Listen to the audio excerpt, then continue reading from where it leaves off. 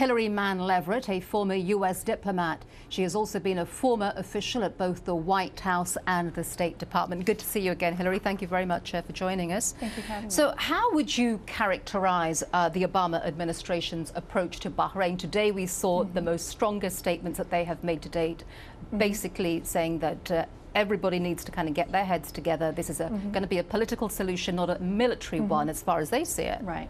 This is very similar to how they speak to the Israelis about the occupation in the West Bank and Gaza, how they speak to the Israelis about what the Israelis do to the Palestinians. This is very different from how the Obama administration has spoken about what was happening in Egypt, what's happening in Libya, or any place else. This is very parallel to how they speak to the Israelis. It's never so why are they speaking out of both sides of your mouth then? I mean, out of their mouth, not your mouth. That's okay.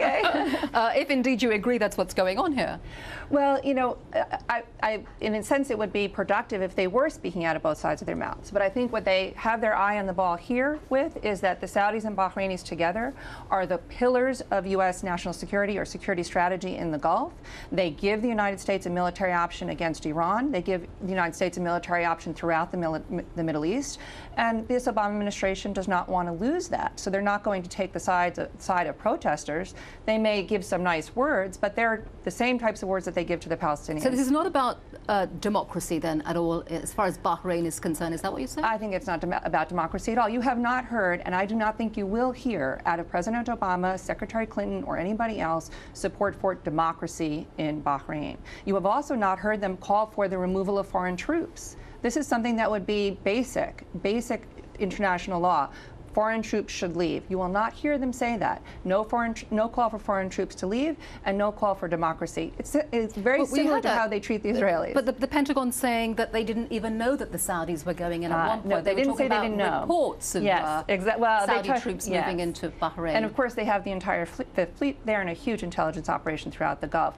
They're very, very careful to say they weren't consulted. They weren't asked for whether or not to do it. This is very similar to when April Glaspie met with Saddam Hussein at the end of July 1990, and she also didn't say, don't invade Kuwait, but she said, we take no position on inter-Arab affairs. We need to know what Secretary Gates said, or did not, even more importantly, did not say when he met his Bahraini counterparts 36 hours before Saudi troops went into Bahrain. Right, let me ask you about the crackdown. What is the United States going to do? What should it do if that crackdown gets worse then? I think it's very, very simple. We should call for the removal of foreign troops. That is something in international law that all states can and should call for.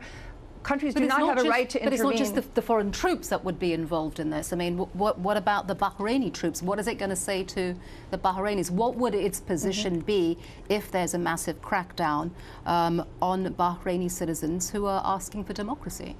Well, we would have to make some very serious choices about our interests in the Middle East, and I do not think that this administration is ready to make that the kind of choice that would see democracy in Bahrain. To see democracy in Bahrain would mean to empower largely a Shia population that I don't think would be anti-American, but it certainly would not support a U.S. military attack on Iran. And that is something this administration refuses to take off the table. No, it's a much bigger picture. It's the way that you're looking at it. All right, well, Mann Leverett, thank you very much for joining us. Thank you very much.